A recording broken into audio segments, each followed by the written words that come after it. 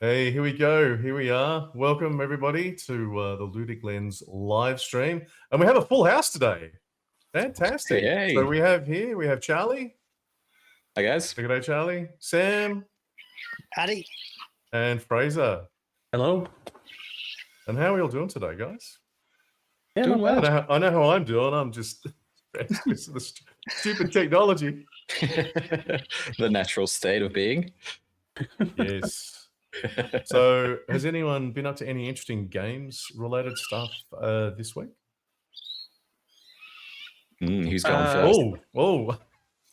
I did beat Hell Is Us. I don't know if anyone has seen anything about Hell Is Us, but Zebedee recommended it to me on my stream, and so over 2 weeks I have 100% of it. Oh, nice. So you didn't just finish it; you finished it. I finished it. Yeah. Fraser is a game playing machine.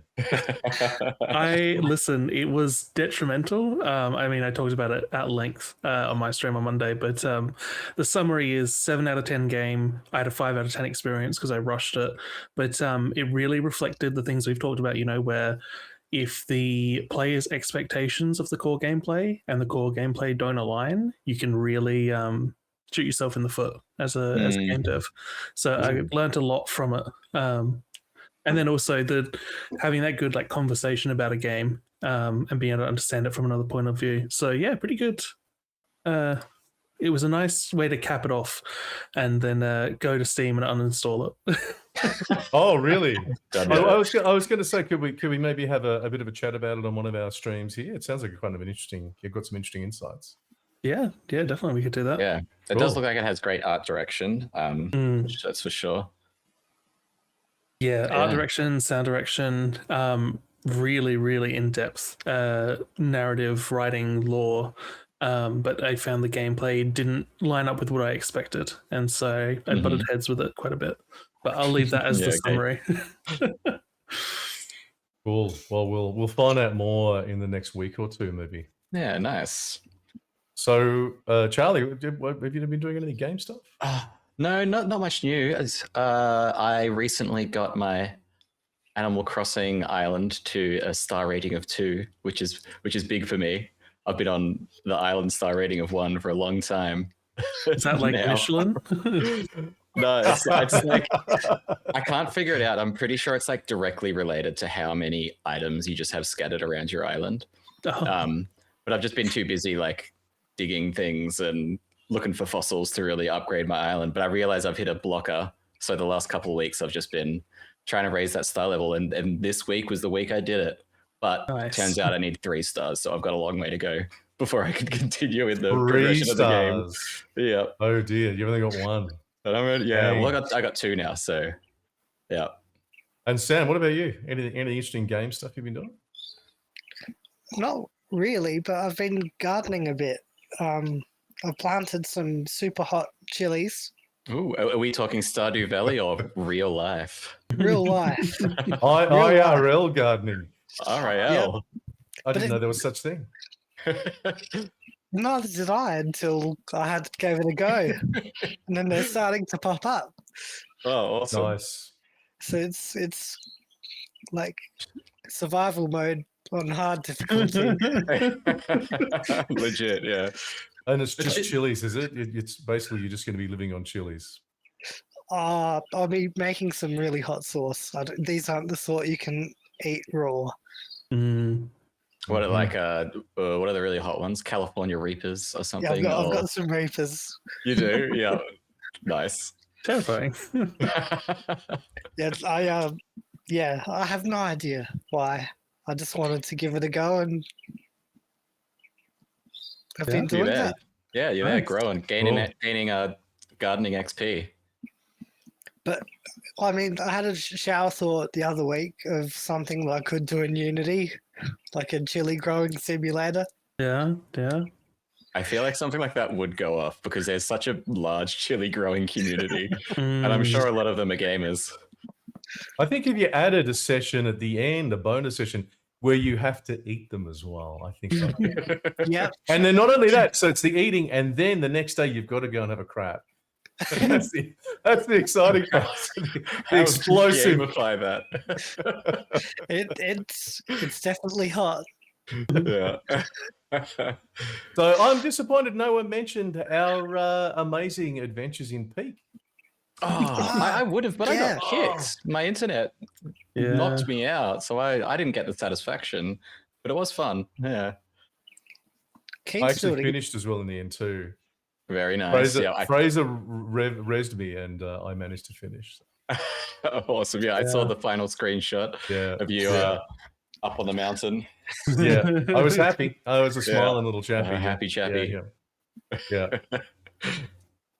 Cool. All right. Jeffrey, sorry, Jeffrey's in chat and just mentioned No Rest for the Wicked, which I think he was telling me earlier is a game that's in demo on Steam and might be interesting in the future. And then also I wanted to shout out Wicked Winks for the name of your chili pepper farming game. I like that one. Wicked Winks. That's Yeah. cool. What's winking? Yeah, actually, the sauce I want to make could be used as wing sauce, but it'd probably make you cry. That's the goal with chili, isn't it? Yeah. All right. So let's jump into what we're gonna chat about today. Well, we're actually doing stuff. We're gonna have a go at designing our own Souls-like combat system, which I think, to be honest, I think that's kind of the holy grail of combat systems. Yeah, like it's got to be one of the most difficult. Yeah, definitely. Am I wrong? Yeah. Dynamic for what I've experienced, I think. So I think it's going to be an interesting test. So a bit of a background. I've been working for many years now on a system for game design. Let me just here we go. There we go. So we're going to be actually going through and using this sort of language / system. For most of us, it'll be the first time. Fraser has seen this before. Beginning of last year. It was beginning of last year, Fraser. We went through and did this sort of stuff, and yeah. So we're going to go through and do this. Yeah, well, I have worked on. It has a name now. So the VAD system, or the VAD language, which stands for Vision, Architecture, and Detail. So it's got essentially those three levels. So the first level is Vision, which is the vision of the designer, your particular vision. Then Architecture, and then the detail. So we're going to be looking at using this system. Let me go into a little bit more, and that didn't work. Too many things going on. There we go. So hopefully you can see. I'm not sharing my screen with you guys, so I might just. Can you see that screen? Yeah, yeah, we can see it. Vision. So just what I'm going to go through. What we're going to do first up is I'm just going to go through this and show you some stuff. I guess in the first part of this session, and then we're gonna look at doing some activities. Maybe if we could do that, I don't know whether we can do that on stream, or we're going to prepare for the activities. Maybe that's what we're going to do.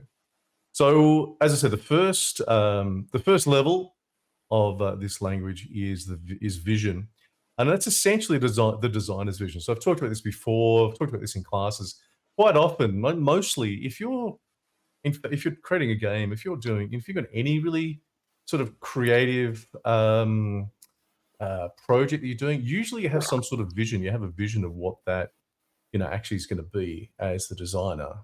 Do we agree there? Absolutely. Yeah. So vision is really important. So we're talking about the designer's vision, and that describes the game in terms of what we're calling the player's experience as well. So the other important thing to keep in mind here is that it is very much a player experienced focused design system. So we are considering the game designer's job as primarily the design of player experiences.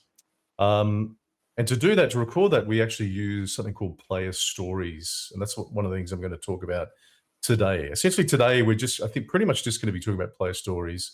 and how to create those. And you can see an example there. And in fact, I will go through this example in a few moments, where I've gone through Rust. As you probably heard me talk about Rust before, the most loved, hated game that I play. And I've gone through this and done what I call a player story. Actually, I have a couple of player stories around Rust, and you can use those player stories to then sort of extract the player experience. It's quite an interesting way to go through that. Next level, we've got architecture, which is the structure of the game's components. So if you think, what I'd say is you start out with your vision. One of the challenges is it's very hard to communicate that vision to, say, a group of people who, let's say you've never met them. I mean, most of us are working with people we know, but just in case you start a job and you're designing a game with a fresh development team, communicating that vision is really a really important part of that. So this is kind of where we're at. So the vision is the first part. The architecture is really the structure of the game components that create that vision. Tells us, as I said, the game components itself, as well as the relationship between those components and the relationship between the player and the game components. So, and there's an example there as well. So this is from Silent Hills PT. Sam, I can hear your keyboard there. Yeah. So the relationship between the player and the game components as well. So the relationship with the player also tells us really what the player experience is. But at this level, what we can do is we can understand, instead of understanding the game sort of just from a vision level and a player experience level, which is very, I don't know, I could use the term airy-fairy. I think it's a little bit maybe unfair. There's a bit of a negative connotation there, but it's very ephemeral. When you're first thinking about the vision for a game, often you're thinking about, this bit, and we can have this, all this, but there's very little detail, very little structure. It's more about gut feeling maybe. But at this level, we're actually talking about, okay, so what are the game components going to be, and how are they going to work together to create the experience? So we're starting to get to the actual concrete aspect of the game.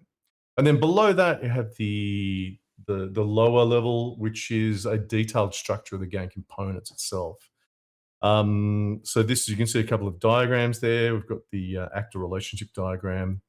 If anyone's done any database stuff, has anyone done any database stuff? You guys done any database? Yeah, a little bit.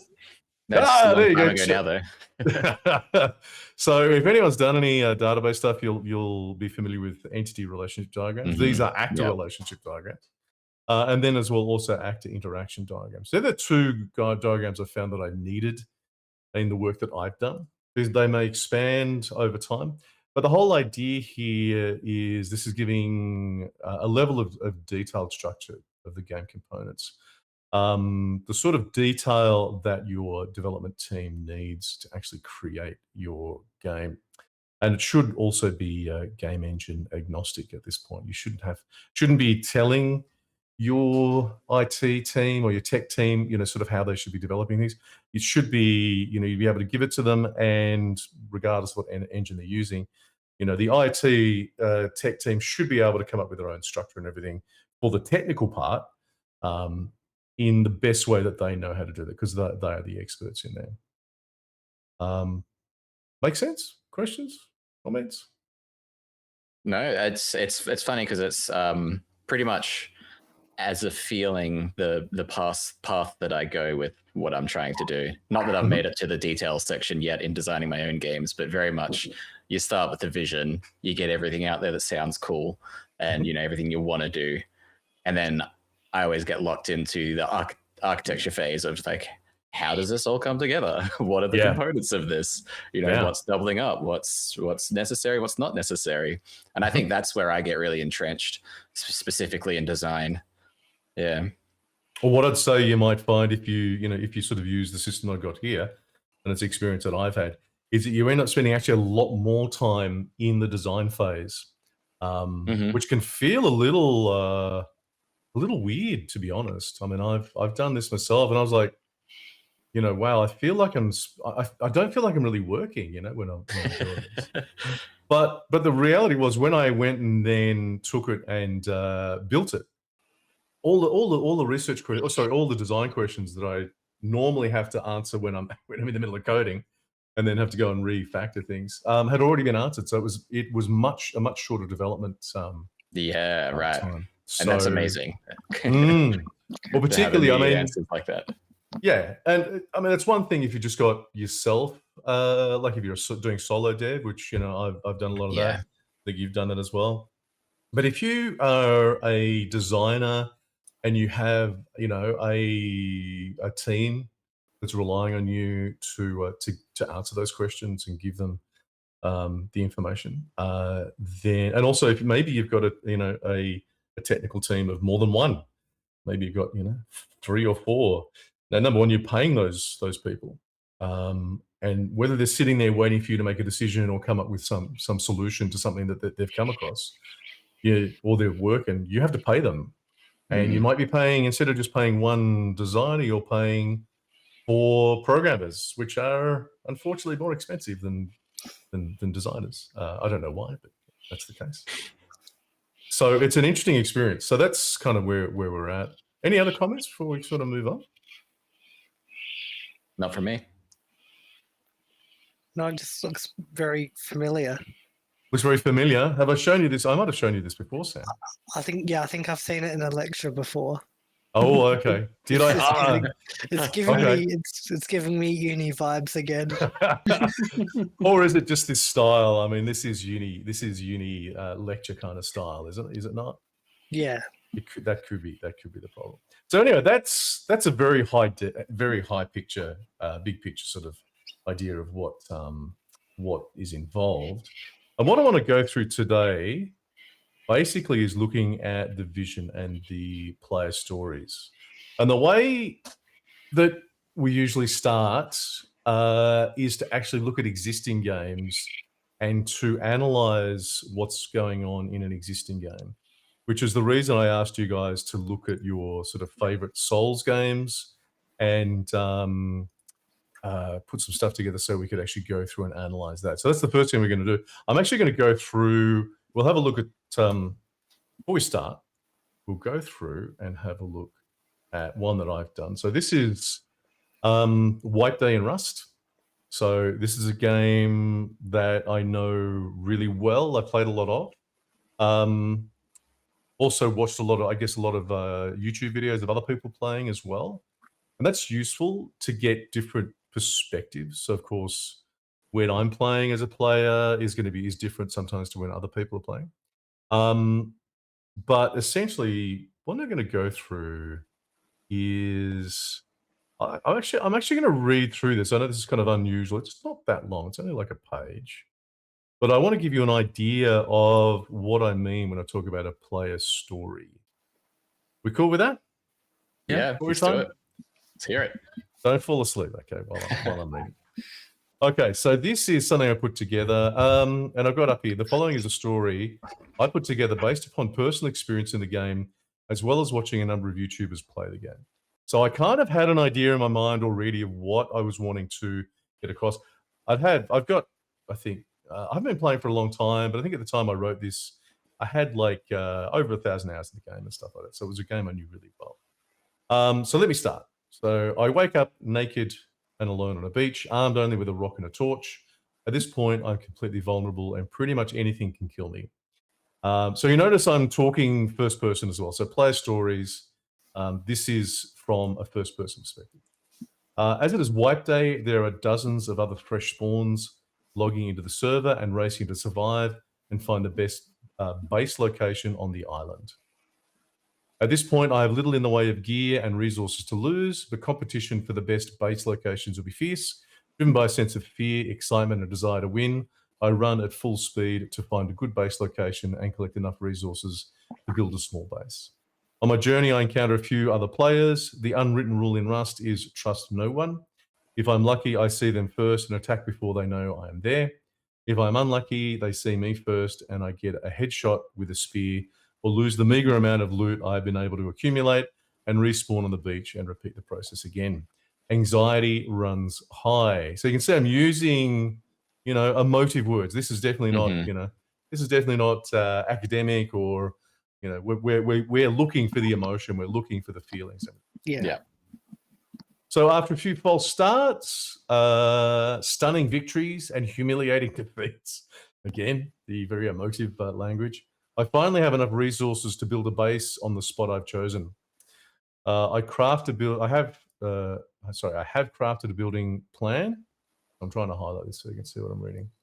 Hammer and tool cupboard, which will prevent another player from building near my base once it has been placed. I've managed to get enough wood and stone to build a small 1x1, a single room with a metal door and a key lock. It's not much, but will keep me alive and give me a place to store resources so I don't lose everything if I'm killed and looted. So I choose to build under the cover of darkness. With any luck, it will get done before being seen by another player. I pull out the building plan and start placing a foundation and walls, and all of a sudden, out of the darkness, smack. Another player, alerted by the sound of my building, has headshot me with a bow. My panic fingers mash the keyboard. We've all been there, right?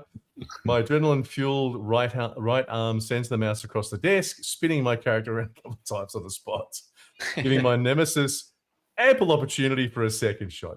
I'm not very good at these sort of games. And, when I get shot like in the dark unexpectedly, I crap my pants and just lose control of the mouse and everything completely. So smack.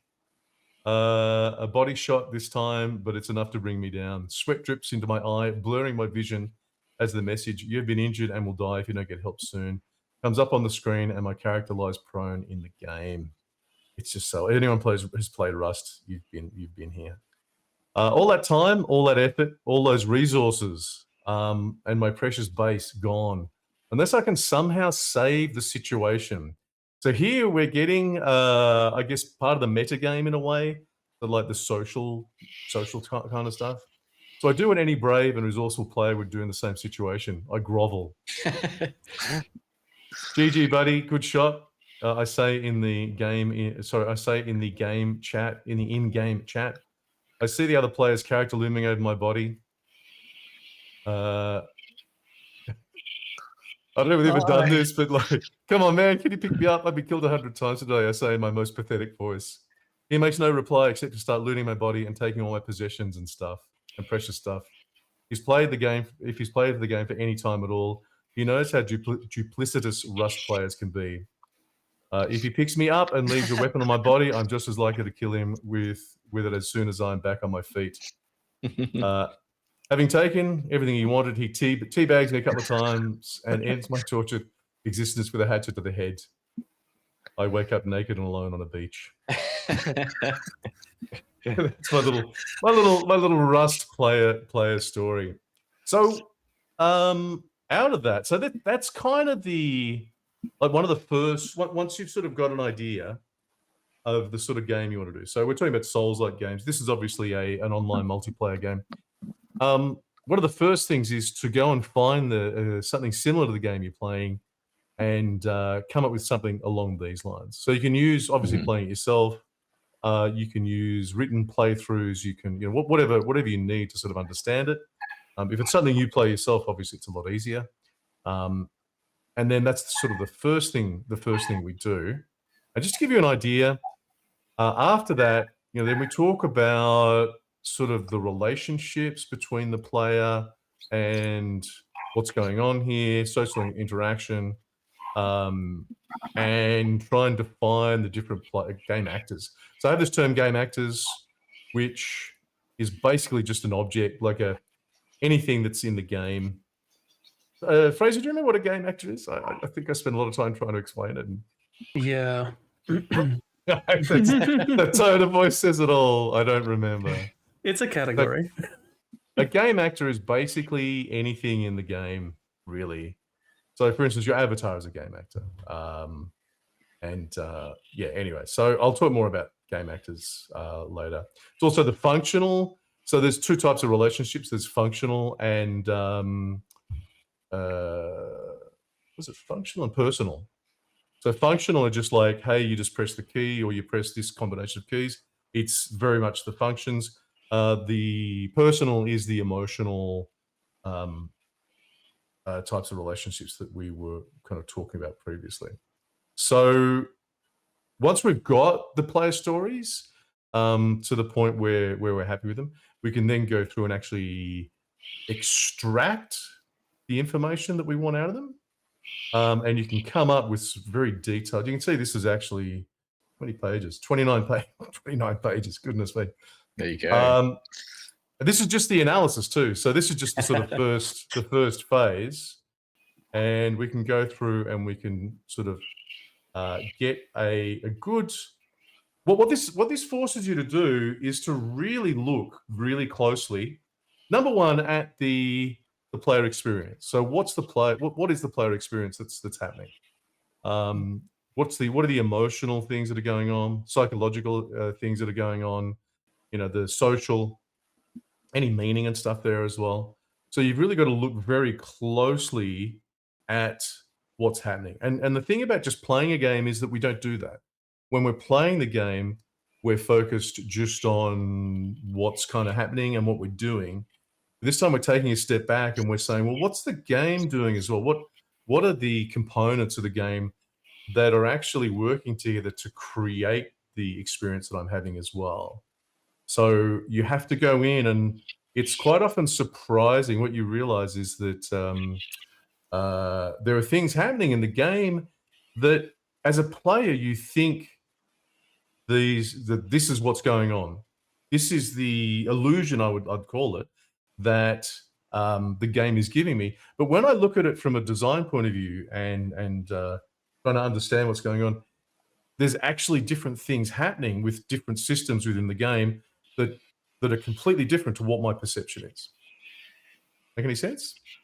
Yeah, well, that's what I always call the magic of games. And it's like, as soon as I do understand the design or the intention of the systems behind it, that magic is lost a bit, because you know what's going on and it's not what you perceive anymore.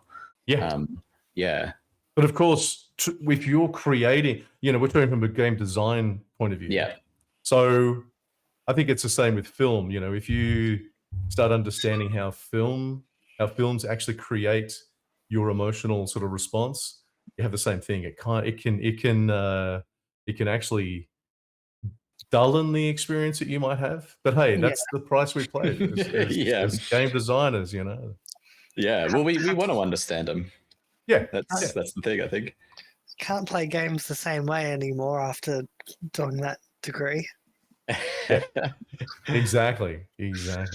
So there's a couple of, I'm not going to go through these, but I went into more detail. So I went into the detail of resource gathering, crafting, and building. So I've got a whole player story here and an analysis, and then a couple of other things as well. So there's a lot to dive into. And again, this whole process of the player stories, it is time consuming. But once you've got it, like, it's a resource you can reuse. It's a resource you can then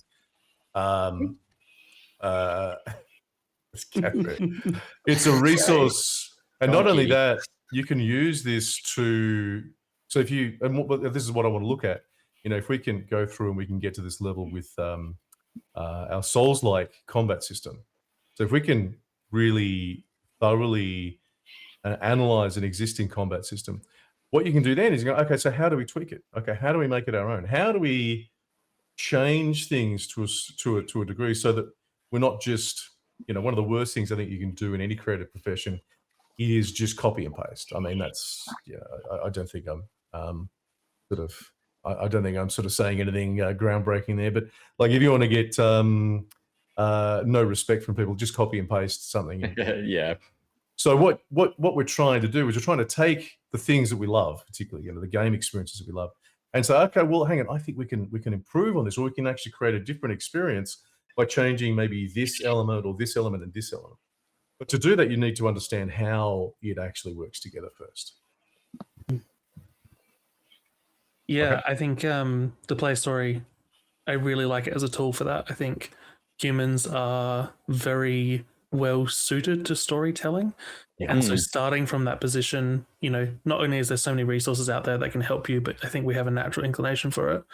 And then what I really like about this approach is it feels like it really puts the designer first, not like first in terms of any sort of development thing, but this approach, it is for designers, right? Like you start with a story, and then in my opinion, a big part of the designer's job is to translate the emotional to the technical. Yeah. And that's basically how this filters out. So I think, I mean, just the idea of writing a player story and analyzing it gets me excited as a designer. So. Yeah. Yeah, and I feel like it lets you be really creative in that too, and really sort of, I don't know, hone in on those things that you think are going to make the game special, like those moments that players are going to experience, such as the fear or the anxiety of, in this case of your player story, Chris, like building the base, and if you're going to make it, like I think that's the most fun thing to think about at the starting stages of what a game will be. Yeah, absolutely.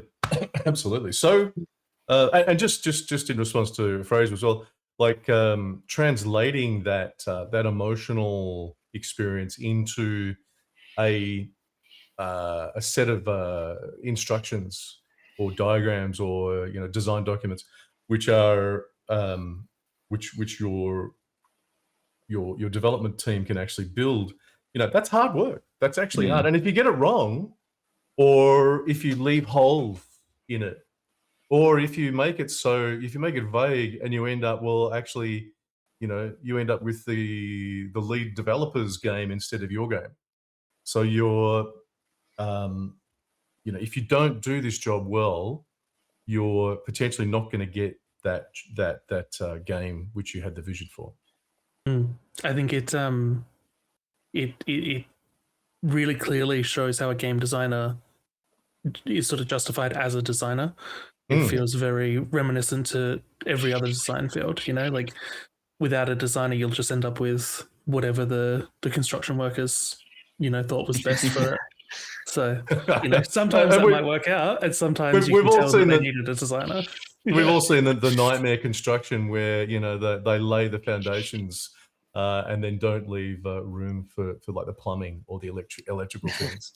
And that happens in games all the time. Like I've experienced it myself. I've done it myself when I personally wasn't given enough information. You're like, well, hang on, but that's what I thought.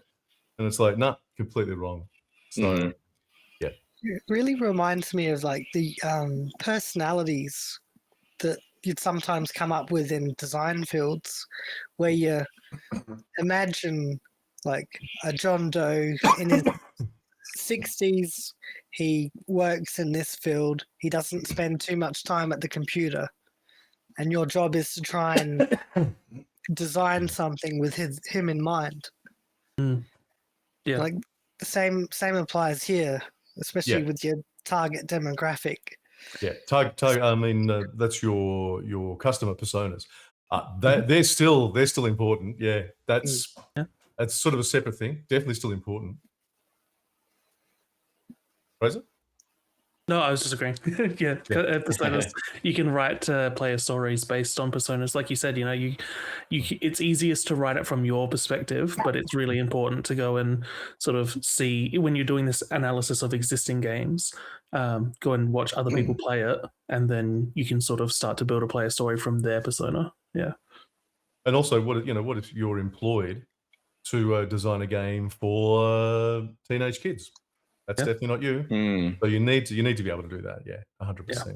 So those personas are, I mean, they're very, very important. Cool. So let's. Okay. So I've sort of said what it is, or what we're going to do. Next step, I guess, is to jump in and make it start. Now, sorry, Fraser, I didn't get those links, but I know you have some video links for us. Yeah. Yes. Yeah. They're like hyperlinked in our discussion document, or I can go and grab the individual links and drop them somewhere if you prefer. Hang on, in our Armored Core. Yep.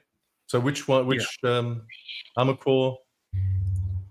Should look at that one first. Armored Core. I'm not sure. We can do Armored Core 6 first. That's a Souls-like, I'm assuming. Yes. Yeah. Or Dark bit Souls. different. Dark Souls is the original, yeah? So let's start up the Yeah, original. let's start with Dark Souls, and then we Okay. can use Armored Core as like a comparison, maybe. Okay. Copy link URL. That's what I want. Okay.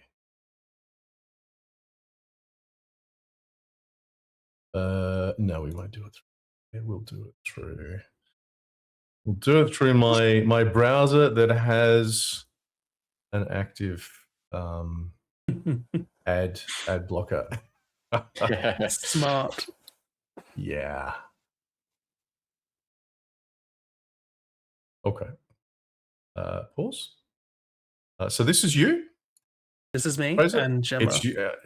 Oh, okay. You and Gemma. Alrighty. So let's go full screen. Oh, it looks good. You've got the hammer. Yes, I love the hammer. Of course. I love the hammer. Here we go. All right. There's sound as well. Am I? There should be some gameplay sound. Yeah. Oh, I haven't got my desktop turned on. Should I turn my desktop audio on? That might cause an echo, I think. Yes. If you're not careful. Yes, it might. But the other choices we get no audio. I mean, I don't know how there are audio elements, but it's not super audio focused. There is in OBS there is a audio capture source. You should be able to capture just the browser audio. I'm not going to try and set that up now. Fair enough. Oh, with Then the we'll technical go- stuff we'll that's go been with going that. on. Yeah. Look, we'll see how we go. If it's really bad, are we going to be talking through this? I mean, I can always just turn the sound down as well. Yeah, we'll be yeah. talking through this. Talk through it, yeah. Otherwise, we might be here for a while. All right, it's 24 minutes too. There is, if you jump to the first chapter. You've had some fun with the character creator. Yes. The first chapter marker should take you to the first attempt. Is that this one? Attempt 1, yeah. All right. Can you give us a bit of background? What who are we looking at here? Yeah, so this is I mean, what was considered the hardest base game boss for Dark Souls 3. Or I guess even more context, this is Dark Souls 3. So this is an optional boss. Yeah, one of the most difficult. This is a co-op experience. So I've been summoned in as the player 2 for Gemma's boss. We've got it's a 2-stage boss fight. So the first phase you're focusing on the dragon, and then once you take the dragon down, it moves into a very traditional sort of FromSoft Souls-like boss fight where it's you versus a humanoid who's maybe just a little bit bigger than you. And I do love that contrast with this battle specifically of fighting, a dragon, a flying enemy that sort of moves around the field, to then focusing in to that humanoid character, because it always felt easier fighting humanoid characters, but this kind of threw that under the bus for me personally experiencing it. I remember getting there and being like, yes, dragon's done. Now it should be easy. It's a guy with four limbs. I can track this, but no. Yeah, I think a bit of the wisdom of Dark or Souls likes is, the more they look like you, the tougher they'll be. But they, when you have like a bigger boss or a creature, it's you're dealing with different sort of hitboxes and different attack patterns that you're not used to, let alone the fact that like 90% of that dragon's hitbox is up and out of the reach of most melee weapons. So if you're a melee focused system or character, it can be much harder just purely based on that. Well, it becomes like a sort of a patience game and a timing thing, waiting for your openings. Yeah. Can I just ask a question? Yeah. Are there any I don't know what you call them, cheats maybe? Is there any way that we can see the hitboxes on enemies? No, not that I know. There's no applications out there that I would will. love to. Yeah, but look, from a design point of view, again, I'm talking from a design, I'm not cheating, but from a design point of view, to understand, very clearly where the hitboxes and things are is obviously an important part of understanding a Souls-like experience. Yeah, I mean, not even just from the development point of view, right? Like, I remember when Dark Souls 3 came out, and people were talking about how precise the hitboxes were and how that was going to impact gameplay. Because Dark Souls combat, can come down to just, not just blocking and rolling, but even just your positioning can. I know there are modding. There's modding software that can show it. Diving into that would be brand new for me and would probably take a while, but I could always have a look online and see if there's resources out there that have already sort of collected some of that information and have some visual examples. If you get the chance, yeah, because stuff like that, I mean, that's invaluable if you're trying to understand, obviously from a technical point of view, how it's been constructed. I mean, that stuff's gold, if you can actually access it. Yeah, I think something that maybe could get left behind by designers quite easily as well, right? Is that's a more technical programming thing. But when you're talking about a Souls-like combat, yeah, like I said, it can be really crucial. And look, I'm not saying I'm not saying that you just go and copy it, but what some of the things you might be able to tell is how close to the actual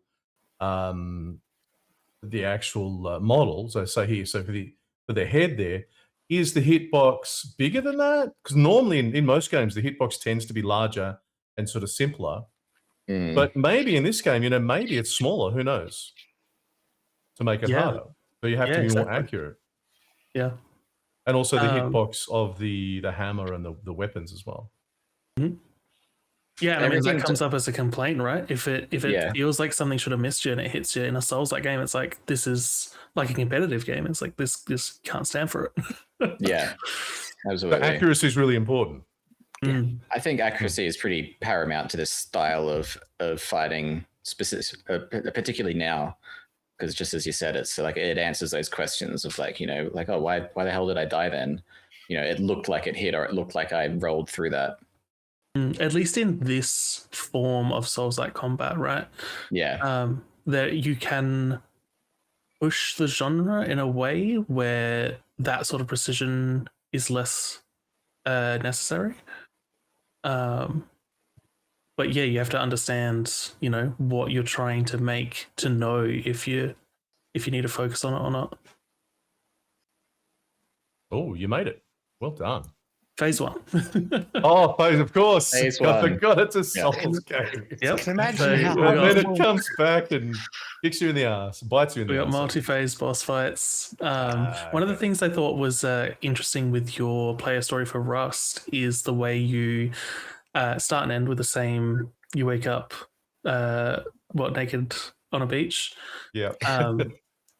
Like as a narrative, that's a fun, narrative device, but also something we sometimes overlook in games is that aspect of dying and retrying. The fact that so many games involve, repetition or a loop. And in Dark Souls, they were one of the best examples I can think of incorporating that loop into the actual game world, the game experience, right? Part of Dark Souls is, this idea that you play as this sort of undead character who will die and respawn, and part of their sort of story arc is continuing to try. Giving up is sort of the real defeat. Like just dying to a boss isn't actually defeat. It's when you stop playing and you don't pick it back up again that you've lost. And I've seen it come up in future Souls-likes. And so sometimes, it becomes an important story aspect. Like I was talking about Hell Is Us at the start of the stream. There is a narrative tie to the sort of repetition of a game. But then, the other example I've got here is Armored Core 6. And I'm like, the repetition isn't really built into the narrative. It's built into the game experience. Like it has 2 levels of New Game Plus, so 3 different endings. But it's you know, the idea of the character dying and restarting isn't baked into sort of the world. Okay, yeah. So it's not sort of integral in a way. Is that the right word? I guess you can take it or leave it, you know. I think if you have it, it's another feature of a Souls-like that people can identify. And if you don't, you know, you're just sort of replacing it with other features. So it sounds like there's quite a bit to be thinking about. It's more than just the combat. Yeah. You're talking about the, you know, entering the battle and exiting. the number of ways of exiting, as whether it's defeat or whether victory. I'm just wondering as well. So this is a fairly complex battle. I'm looking at this and I'm thinking to myself, you know what? I would start with something simpler. I don't know whether do we have something simpler, or is this the one that you focused on? This is what I focused on. Okay. For Dark Souls, I think one of the difficulties with Dark Souls is getting to the point of finding good examples. Like, I could have started in a character, but then I would have had to spend multiple hours potentially trying to find a good example. It just worked out quite well that Charlie, you had, you know, said Nameless King stands out. And Gemma and I were up to this point in the story. I did with Armored Core. One of the nice things with that is you have the ability to replay every mission. It is lacking the open world aspect, or not open world, but, you know, like the continuous levels that Dark Souls has. But it did mean that I was able to get a wider breadth of examples than this Dark Souls one. So yeah, the thing I'm thinking, look, it looks really good, but I think what we're setting ourselves up for a very big job by starting with this guy. I think it might be easier to start with. Look, it'd be interesting. Like, even just starting out as a new spawn would be quite an interesting experiment in the Souls universe. I mean, I'm talking from my experience in Elden Ring, particularly because I'm not really a Souls player, but because there is that progression, and you know, if we think about it here, you're using obviously a fairly large weapon, which has specific powers and damage, and so there's, at this point, you've got a lot of things going in. You've spent a lot of time building up your character. So it would be easier, I think, to start with something which was a little bit more early game. Yeah, I think it does sort of transfer in that it does have a very specific way of rewarding the player. So if you're brand new and you just sort of spam attacks, you're going to get wrecked. Like, we can see it here in that you're learning how to read the animations, and cued into sort of memorizing movesets. And are you telling me I've been playing it wrong all this time, Sam? Spamming the keys was my go-to. Well, that and chasing it is also a valid. That's my next favorite. If it works, you know. Absolutely. It gets you through. I think. Oh, sorry. I've got to jump in. No, you go then. Someone has to. I appreciate it. Something I noticed with Hell Is Us, I was expecting more Souls-like combat. And what I realized is, I think for me, what really defines Souls-like combat is a relatively basic set of attacks, but with a lot of depth to it. So I know your point, Chris. Like, this is basically the end of the game boss, but at the end of the day, you're still doing the same things that you do at the start of the game. You know, you're rolling to dodge attacks. Yep. If you use a shield, you still use a shield to block it. They might be more powerful, but it's still, you know, light attack, heavy attack, dodge. I could be using consumables and spells, but if you really boil it down, you know, you can get to the very end just using the core stuff. Okay. And that has been proven by some pretty hardcore people by just running in nude and doing the whole thing. But I think originally why I pointed out this battle when we first discussed it is, I think, probably my player story about it, and I think that vision is probably a good place to start, because it is this it is a boss that is completely optional. It's tucked away behind a string of things that you need to do and complete. So there's a big sort of searching aspect and discovery to it, which makes it feel really epic. And then once you step into the arena, you are like confronted with this Lord of Lightning of sorts, you know, and there's wind, and the atmosphere is really intense and kind of over the top comparatively to a lot of other arenas. Like every move sweeps up the clouds and the dust here. I think from a player experience side, you really feel the intensity and the sort of enormity of this battle that you have sought out yourself to then like overcome the challenge. It's not a challenge that you have to overcome. It's something, because it's not progression blocking. It is people seek it out and pass it to be like, I did it. You know, I could fight it. Kudos. Yeah, exactly. The get that cloud of saying they do it. Yeah. So if I can just maybe distill what I think you're saying is that. So I was saying that I was wondering whether an earlier example would be easier to analyze. But I think what you guys seem to be saying is that actually the elements are pretty much the same. Pretty much the same. And this kind of is a culmination of everything that you should have learned up to this point, where you are in a multi-stage battle where you're fighting a beast. You know, there's lots of camera work, there's lots of rolling, there's looking around, making sure you're dodging, using all the very basic elements of the game, to then, once you complete that, it goes, all right, now here's a slow-moving humanoid character, where you're then, you know, tested with the other half of like actual real technical skill to defeat that person. So it is sort of this nice peak of all the bosses, you know, to test yourself against. So let me put a scenario to it. If you're really you know, if you're actually really doing this process to build a Souls-like combat system, where would you start? Would you start here?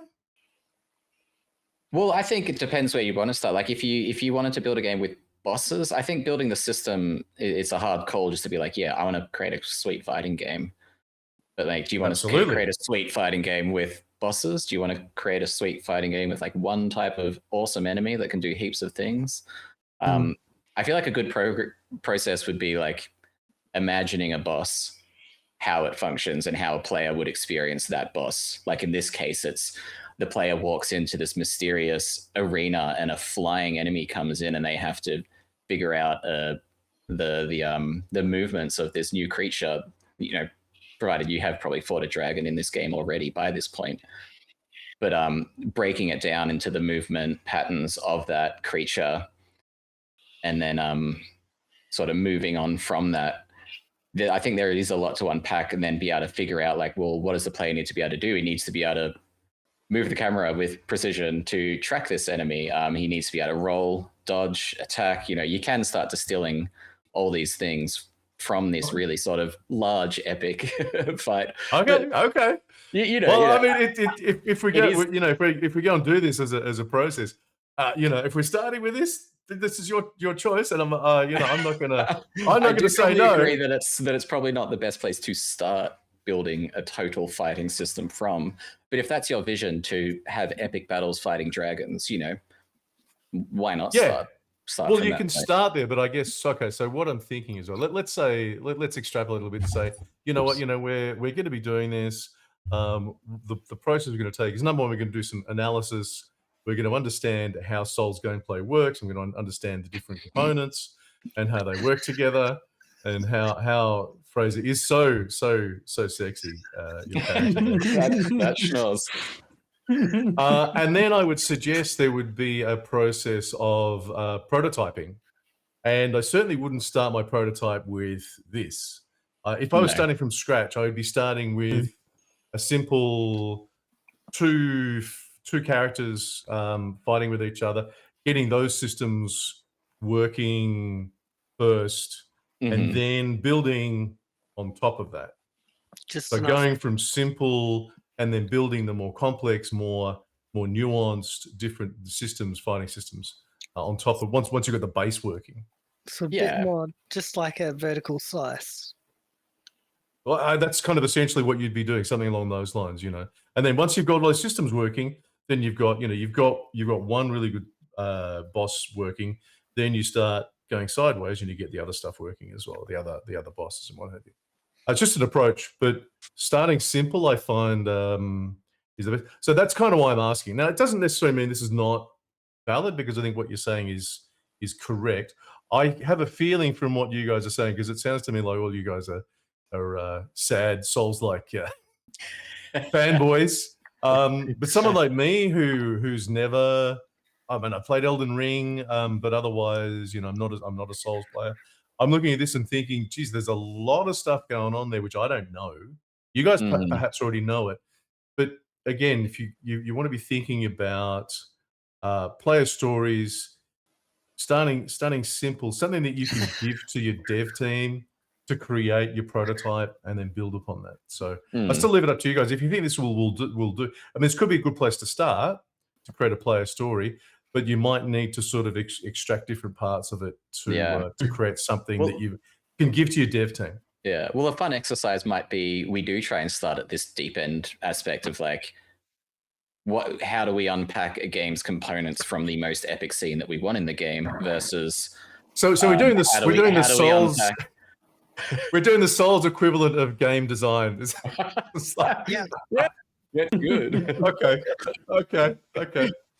No, or exactly as you're saying, or is it easier process to unpack the mechanics and stuff from starting from a basic idea of I want really fluid combat, you know? Whether we do those in stream is another topic, but well, we can. So what I'm going to suggest. So we've got another half hour to go. So we'll probably jump into the other video and have a look at that one. Yeah. But what I was going to suggest after this, or we can discuss this even now, like, is coming up with some player stories for next week. I don't know whether you guys want to do them separately and then come together, or maybe talk to each other during the week and come up with one central player story you want to work with. It's up to you. Yeah, I think for me, Souls-like combat is very, very broad, and I would love to focus in on one particular aspect because that's the way I play. Like, in this example, Dark Souls 3, you're seeing me just use a hammer, not even a shield, no magic, no consumables, exactly. no parrying. So exactly, yes, yes. Yeah, I think definitely figuring out, what specific aspect we would want to explore. Because otherwise, if we all do player stories, they could all be on vastly different things, which would help us, figure out what we like and what we don't. But that feels like a lot of wasted effort. If, 4 out of 5 stories get chucked out. I don't think that'd be a waste. I think because, like, when I showed you at Rust before, I showed you this is Wipe Day and Rust, so this is the first day. But then I went into one of the systems, which was the crafting, resource gathering and crafting system.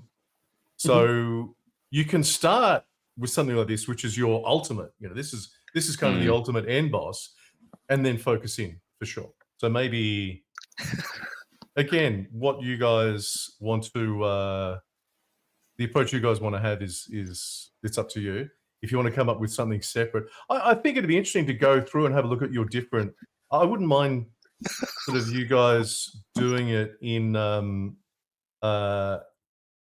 just like individual ones. Yeah. And then maybe next week I'd love to have a look at them, because I'm interested to see is, Charlie, like your experience, and I think it'd be interesting to compare Sam's experience and Fraser's experience and see exactly how similar, how different are they as well.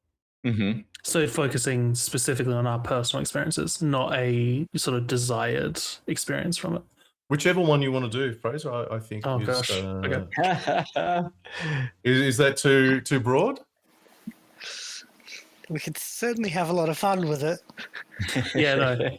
I think because it's like I can very easily write up my personal experience. My desired, there's so much gray area that I would have to spend much longer writing and rewriting to figure out a compelling player story for it. So I'd probably focus on my personal one, and then I'd be happy to compare and sort of have that group discussion about what seems like an interesting place to focus on. I have a feeling the character creation will feature quite prominently. Maybe not in the combat, but also that sounds like a hell of a genre blend. The character creator fighter game. So, so where are we at? Before we jump into, sorry, what's this game again? This is Armored Core. Armored Core. Because we are. Well, this is a Souls-like as well. But are we wanting to focus on Dark Souls 3? For the player stories, the player experience? Yeah. Ooh. Yeah. I Probably like it, but it's you an go. easy place to start. Yeah, sorry. Dark Souls 3 is an easy place to start, but I feel like it's maybe reaching a point of oversaturation after Elden Ring. Yeah. I wonder if a sort of more interesting development standpoint would be trying to figure out a Souls-like gameplay that isn't necessarily a more slow, precise melee combat, which is why I wanted to throw up Armored Core, because it is basically the opposite of what we've just seen, but still existing in that Souls-like realm. So, Okay. Well, shall we have a look at this and then we can decide once we've had a look at this? did you have anything else to add, Charlie? Sorry. No, if we're going this direction. Well, I guess context. Armored Core 6 is also from FromSoft, the devs behind Elden Ring and Dark Souls. I think the first Armored Core predates Dark Souls. I think you're right there. Yeah. So it is a mecha game. Like I said, it doesn't have the sort of continuous levels like Dark Souls has. It has sortie missions. So recurring maps with different objectives. The typical sort of mission structure is kind of like a Dark Souls like boss run though, where you will start from a position, you'll fight a bunch of smaller enemies along the way who are there to sort of try and drain your resources, and then you usually come up to the boss and then have to fight the boss. Okay. But there's a lot of flexibility in there. So it's a small mission-based kind of game. Yeah. I'm wondering which one would be best to start with, because the first boss I fought is the Ice Worm, which is a kind of more of one of the like showpiece bosses you'd see in other Souls-like games. Mm-hmm. Not the sort of general fight. Maybe sea weapon. Yeah, if we go to the start of the sea weapon fight mission, that'll show you exactly what I'm talking about. I like the visuals. I love this game. This game. When was this released? It's so much fun to me. 20. Pause for Steam to load. Wasn't it just last year? Armored Core 6? Oh no, year before. Yeah, it wasn't too long ago. 2023. Oh, 23. Yeah, okay. Yep. August 2023. So were they developing this while they're also developing Elden Ring? Yes. Interesting. But yeah, so we can see, really, really quite different combat. Yeah. But that's the question. I mean, because you say this is a Souls, like, is it different combat, or is it really just different visual effects? Because I mean, if that was a sword, yeah, if you took all the effects out, how different is it? That's the question. I think it'll be quite different, because this looks more button mashy. Whereas if you button mash in Dark Souls, you're bound to fail. My kind of game, button mash. Yeah. And like you can take a lot of hits and move around still. You're not like affected by the knockbacks in, well, that person was, but you know, you're not as bound by the reactions of the moves that you hit. Or Is that really Souls-like then, if it's button mashy? I would disagree. Bear in mind, this is another game that I've 100%ed. So the combat we're seeing is, you know, this is a build I use through all of my 100% journeys. So like very familiar with it, and these are just sort of adds, you know, weaker enemies. Yeah. So like when you see some of the bigger enemies, there are definitely moves that will stagger you. And I think for me, one of the things that makes it very much in that Souls-like combat is you're talking about resource management, right? So you can see at the bottom of the screen in the middle, that's my energy. That's the main big bar.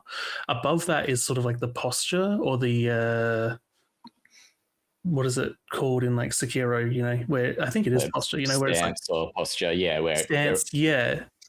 It builds up when you take damage. Down. Yeah. Exactly. Yep. And then on the left, I've got the AP, which is your health. And then I've got, you only ever have 3 repair kits going into a mission. So like 3 uses of Estus, essentially, your healing item. And then you also have like a special move, which usually only has 3 uses. But so like moment to moment gameplay combat, it's, you know, managing what is essentially your stamina, which is your energy bar. And, you know, just like in Dark Souls, you can tailor a build to however you want to go about that, right? If you just want to tank stuff, you can put on all the heavy armor, be super slow, have no stamina, but you take like no damage. Or you can say, I'm going to pick all the light stuff and be really vulnerable, but be able to dodge all the time. Yeah. So you're saying that Souls-like combat is resource management combat.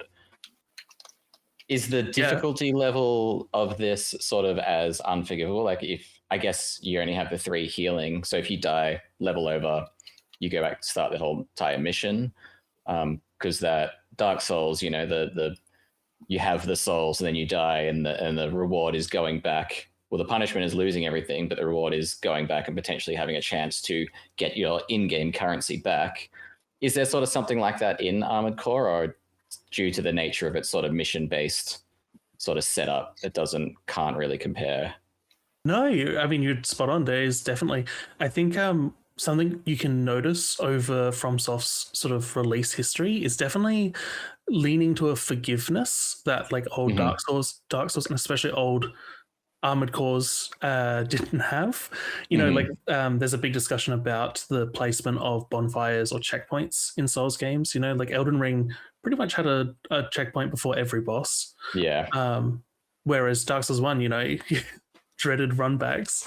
So yeah, Armored Core, it is that mission, and there are checkpoints. So like you get a checkpoint at the end of this section, which is fighting the smaller enemies before you get to the boss. You don't have the souls, like you said, but you do get currency for completing a mission. And the more times you have to restart, the less currency you get. So you know, you are punished for having to restart over and over and over again. Yeah. Because essentially, like, each mission is a job, and so if you use a bunch of health, have a bunch of restarts, use all of your ammo, those are all costs that'll come off of the profit. But back in the day, I've heard that you could basically go into debt playing Armored Core, and could make it almost impossible. You'd have to like start a new run because you couldn't afford to buy more ammo to do a mission to try and make money back. Well, So. Okay, well, that's sort of taken the path of the Dark Souls series into Elden Ring, as well as there is more forgiveness, I guess, designed into it, and I think that is very much to get a bit more of a larger player base. But yeah, that's sort of natural flow. Yeah. But yeah, so So let you me, can probably see the similarities here with the Nameless King. We've got this big epic boss fight coming in. Sorry, Chris. I was just wanting to know, does anyone other than Fraser have this game? No, I've always been meant to pick it up and play it, but never got around to it. I haven't got this. So It looks that's good, a bit of a, there's a bit of a limitation for everyone to write play stories on this. I guess that's the only thing I'd say. Unless you guys want to buy it, I mean. FromSoft's approach to sales is not handy for Doesn't really have them.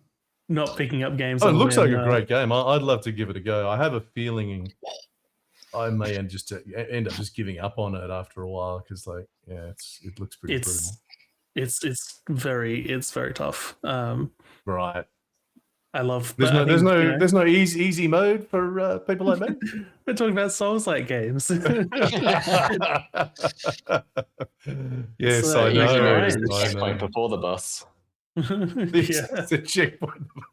Yeah, that's true. That's true. I mean, I did stop playing Elden Ring after all because I just end up rage quitting. I'm like, I don't need to do that. You were talking about the essence of Souls games before. I think this is like an interesting thing to talk about too because you mentioned resource management, but precision and timing isn't that the essence of the Souls-like game? Souls-like combat, precision and timing. What use would you have for precision and timing if not to, make sure you're not wasting your stamina, or worried about losing health? I'm not saying that's not part of it. I'm saying, but resource management and precision and timing, like that's Yeah. That's, I think. Sorry, my point more so was to try and highlight. I think that precision and timing feeds into the resource management. yeah. And So these are the Jeffrey's sort of saying, things we really want to identify, like Mhm. the real what does make it a Souls game, like really getting into that and understanding that, because once you've got that sort of abstract understanding of what the Souls-like game really is, then you can kind of take that and apply it really anywhere. Whether it's this sci-fi type mech game, whether it's a medieval fighting game or something in Japan, you can apply that anywhere. That's what we're looking for. We're looking for trying to understand what the essence is of these games, if possible. I'd love to ask you, because one of the things that I sort of am blinded to because of the way I play Souls-like games, which is finding a build that I enjoy and just using that forever. And going off of what Jeffrey's talking about, Jeffrey said in chat a minute ago, favorite aspect of Armored Core is that it is set up in a way to incentivize efficiency. And from experience, I know what he's getting at. Essentially, there's so many parts. Like you can change every part of your mech, right? Your legs, your arms, your torso, your engine. You have 4 different weapons to customize. Like, and there's a similar aspect in Dark Souls, right? Where you can pick, a massive hammer, a regular sword, a big sword. You can pick a bow. You can pick a polearm. You can choose magic. My point is, so many Souls-like games have all these options for customization. Mm-hmm. And when I was talking to Zebedee about Hell Is Us, I was complaining. I was saying there's so many options, but none of them have the depth. Mm-hmm. Where, from my experience, what I love most about the Souls-like game is you can pick any weapon, the majority of the weapons, majority of the customization, you can pick it, and there's enough depth there to get you through the whole course of the game. But is that something we resonate with as like, does a Souls-like game need to have all that variety? Or can you get away with something like Sekiro where it's like you have one weapon and it's just about mastering that? I've kind of thought about this a bit as well, because like trying things like Lords of the Fallen and Mortal Shell, I think it was, neither of those really landed for me because they didn't have that depth of build crafting, I think. And I think for me, that is a large aspect of tackling these, really obtuse challenges. Because coming into the Souls like design and series, that was the only way that I got through, was finding a build that worked for me. And I stuck with that until I learned it and was able to pass it. And then playing it again was when I started experimenting. So having the formula without the customization really makes it hard for me as a player. And that's actually funny that I say that now, because Sekiro is one that did defeat me. I couldn't pass it because I was locked in to the one weapon and the one sort of play style. So that's an interesting point that you bring up there. So you'd say having the customization for you is It's definitely more part of the Souls-like, yeah. For Short of just, yeah, for my player experience, you know, short of it just being an insurmountable challenge that you're trying to overcome. Mm. I'd agree with that. My experience with Souls-like and like Sekiro is really limited because I didn't have a platform to play it when it first came out, so it was sort of spent playing at a friend's place and just having whatever build he had. Mm. But in terms of like Elden Ring, it is. I mean, they don't implicitly encourage it, but you can break the game if that's how you want to play. And the way that the fact that they don't really shy away from that means it is entirely up to the player. You mean break the game as in being OP or? Yeah, something else? I mean cheesing or abusing things that sort of obviously aren't intended. Because I think Classic Souls does encourage you to really stick to one thing, right? Like you have to use limited upgrade resources on weapons to make them stronger. Let alone the fact that, you know, it's an RPG, so you have stats that you have to invest your souls in. I think Armored Core is a good example of one way to try and get around that, which is where you buy the part and then once you've bought it, you can equip it or unequip it. You can even sell parts if you don't want them and you get all your money back. There's no like, you know, buy it for 1,000 and then you only get 75 back on it. But for me, like, I'm so rooted in this play style of like, I'm going to pick the thing that works. And like part of my enjoyment is when it's not the optimal solution, forcing it to work anyway. Sort of, you know, instead of being like, I'll find a better weapon for this boss or find what, you know, some bosses in Dark Souls like, oh, they're weak to fire or weak to electricity. I'm like, no. I'm just going to learn their attack pattern well enough that I will overcome them, or I'll go away and level up my base stats. And I think that lends more so into the unique player stories that everyone will have, you know, that you are given the option to, you know, brute force your way through things by just sheer knowledge, you know, rather than actually getting the optimized build, which is probably better in the end because everyone will have better experiences with it because they, you know, the play style that they choose is getting them through it. So can we sort of we need to bring this to a bit of a conclusion. Number one, I'm gonna sort of say, well, since two of you don't have one of the games, I think maybe sticking with Souls, Dark Souls 3 is what we're gonna have to do, just from a practical point of view. Are we all right with that? Yep. And I would really be interested to hear, and I think, look, the discussions that you guys have been having, it's been interesting to listen to as someone who's not really a Souls player. And I would really like to see your individual player stories next week. And I think that'll create some really interesting conversations, and it may even highlight some different things as well. The ways that different ways you guys play and what you get out of it and what you find most interesting. So does that sound like a? Yeah. So just so I understand, the goal is to write a player story of, you know, a Souls-like experience, specifically Dark Souls, for then us to compare and then break down the components to build our own system from everything we want. Yeah, and can I suggest doing the same boss battle?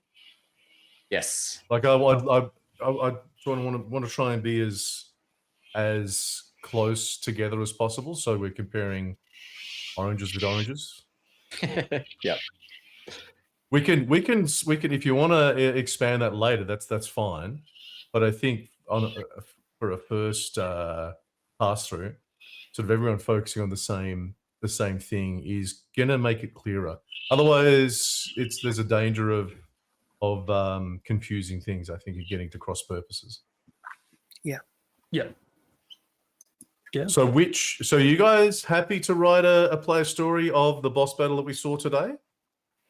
Yeah, of Nameless King. Yeah. Yeah, you guys have all got it. I don't think I even have Souls. I might have Souls. Sorry, I've been surprised at some of the games that I have had. It would be interesting to see what you would like, judging from what you've seen already, like what your story or what you'd want the story to be if you were playing. So I expect one from you too. I think my story would be that I bought a different game and had a nice time. That I rage quit.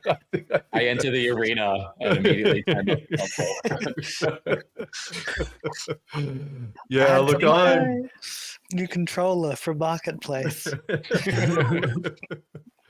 Yeah, I'm not going to pretend that I am a core Souls player, but look, I am very interested to look into it more deeply and understand more about it from a design point of view, and learn from you guys. Because what would be very interesting would to go through this process and actually, end up coming up with a prototype, at least one prototype, and to sort of see how it turns out, and see how much we learn. I think there's a lot to learn from doing this process.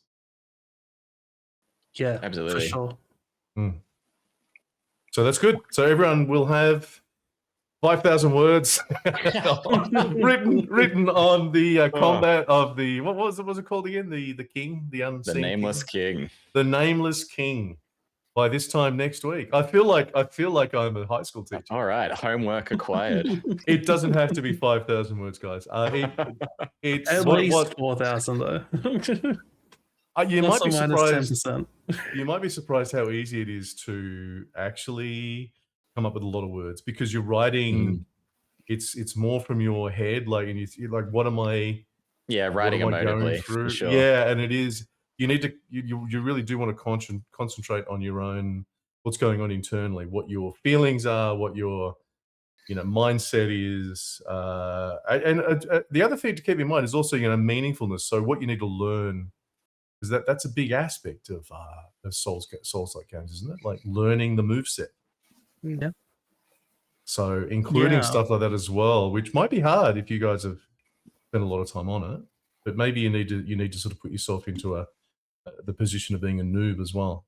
Yeah, that's where I've fought the Nameless King probably half a dozen times.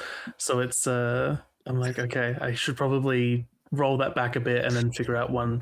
It's going to be a fake story, but it'll sort of be cohesive of the important aspects, I think. So and that's okay. Not like I wake up on the beach, I encounter the Nameless King, get ranked, uninstall and never play again. Throw the controller across the room. Oh no, it's broken. I have to buy another. Yeah. But look, I think it'll be really interesting to see what you guys come up with. So let's do that. So next week, we'll go through those. Yeah, that'd be really interesting. Do we want to share them beforehand, or do we want to read through them blind? I don't know. Up to you guys. I'm always a bit better with a little bit more like pre-warning. But so you prefer to read each other's, or no, it's probably better reaction. Okay. I think I'm fine. Hear first takes. The blind playthrough is yeah. I'm a little distracted by the flashing lights on screen, but I'm like, I got really distracted. You're analyzing your playthrough. Got really distracted by the Dark Souls. Yeah, apologies. I didn't think about how the character creation would affect. No worries. Sounds like a plan. So I mean, look, I'm really interested in this. As I said before, I'm not a Souls player. It's not necessarily my sort of game, but I'm very interested from a design point of view to really understand how it works. And I'd be fascinated to be able to actually put something together. What makes? But how much work do you need to go into creating a Souls game? How do you work out? How do you design your movesets? Where does all that stuff come from? So I'm kind of looking forward to this. I think this is a really interesting process. Yeah, I've got I hunch that the core combat mechanics that the player interacts with will be not that it'll be easy, but it'll be obvious when it works. They will all fit together, and if it's not there, then it's gonna be obviously not there. But yeah, I'm excited to see how much of what makes Dark Souls is the combat, and how much is everything else that supports it. The meta Yeah. combat, we could call it. Oh, Not just the meta game, the meta combat. we've been We've come up branded. with a Zuckerberg new. has got us. We've come up with a new name, Mm. a new word, a new term. That's right. That's how to make it in academia. Come up with a new Yeah, term. You come up with terms. Yeah, that doesn't mean I've anything. made Just it. come up I've with come up with 5 terms. meta combat. Anyway, Just like high school, when you had a minimum number of sources you needed. It's like we need a minimum number of new terms in order for them to take us seriously. that's how you get your PhD. New terms. Absolutely. All right, so we might wrap it up there. It's right on 5 o'clock. Hey, Beautiful. Look at that. we don't have to do any overtime today. So let's wrap it up there. We will be back next week with some fresh new player stories from Sam and Charlie and Fraser. They're going to be exciting, I'll tell you. I mean, I'm excited. And we'll continue our journey into designing the next big Souls-like game, I reckon. We'll actually go through and do this and build the entire thing. If anyone's Why got not? well, I said a few million bucks. If anyone's got 20, 30, 40 million bucks that they can give us to fund our new Souls game, please be in touch. If there's any Japanese studios open to a few game directors coming in, let us know. All right, guys. Fantastic. We'll catch you all again next week. It's good Yeah. fun. Thanks for having See me. Thanks very much. See you guys. Catch ya.